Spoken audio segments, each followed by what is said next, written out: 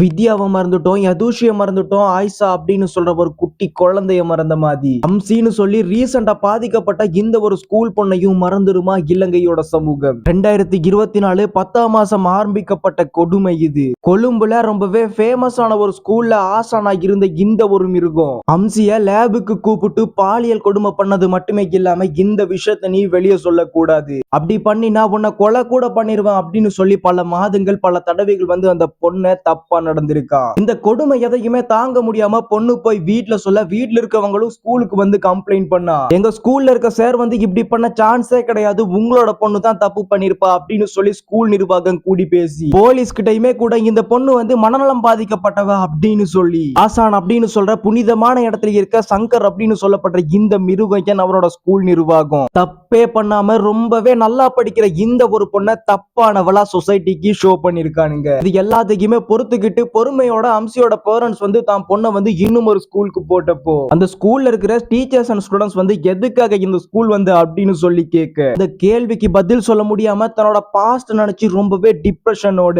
ரொம்பவே மனசுடைஞ்சி சொல்ல முடியாத டிப்ரெஷனோட உச்சத்துல இருக்கும் போதுதான் இந்த பொண்ணு போற பிரைவேட் கிளாஸ்ல படிச்சு கொடுக்குற ஒருத்தன் வந்து எல்லா ஸ்டூடெண்ட்ஸ் மத்தியிலையும் அம்சிய மென்ஷன் பண்ணி இவ இப்படிப்பட்டவ தான் இந்த தப்பெல்லாம் பண்ணிருக்கா அப்படின்னு சொல்லி எல்லா ஸ்டூடெண்ட்ஸ் மத்தியிலையும் அந்த மிருகத்தோட ஸ்கூல் நிர்வாகம் பேசின மாதிரியே பேசி மன ரீதியா ரொம்பவே டார்ச்சரை கொடுத்திருக்கானுங்க. நான் பண்ணாத ஒரு தப்பு பண்ணதா மொத்த சொசைட்டியும் பார்த்து பேசும்போது இருந்த எல்லா நம்பிக்கையும் உடைஞ்சு போய் தான் இருக்க மாடி வீட்ல இருந்து 7வது மாடில இருந்து பாஞ்சி சூசைட் பண்ணிருக்கா. இந்த பொண்ணுக்கு நடந்த கொடூரம் வந்து வேற எந்த பொண்ணுக்கும் நடக்க கூடாது அப்படின்னா அந்த ஸ்கூல்ல இந்த தப்ப பண்ண பொறம்போக்கு சங்கர் அப்படிங்கிற இவனுக்கும் அந்த தப்ப மறைக்க ஹெல்ப் பண்ண ஸ்கூல் நிர்வாகம் பிரின்சிபல்னு சொல்லி எல்லா நாய்களுக்கும் ஸ்ரீலங்காவோட சட்டத்துல உச்ச தண்டனையா என்ன லோ இருக்கோ அந்த தண்டனை வந்து கிடைக்கணும். பட் அந்த நம்பிக்கை பர்சனலா எனக்கும் கூட இல்ல. ஏன்னா இப்படி பாலியல் தவறு செஞ்சு மாட்டிக்கிட்டா தப்பு பண்ணவன் சொல்றான் நான் ஒரு போதை பொருள் யூஸ் பண்றவன். பட் அதுல பாதிக்கப்பட்ட ஆணோ பெண்ணோ தட்டி கேட்டு திருப்பி பேசினா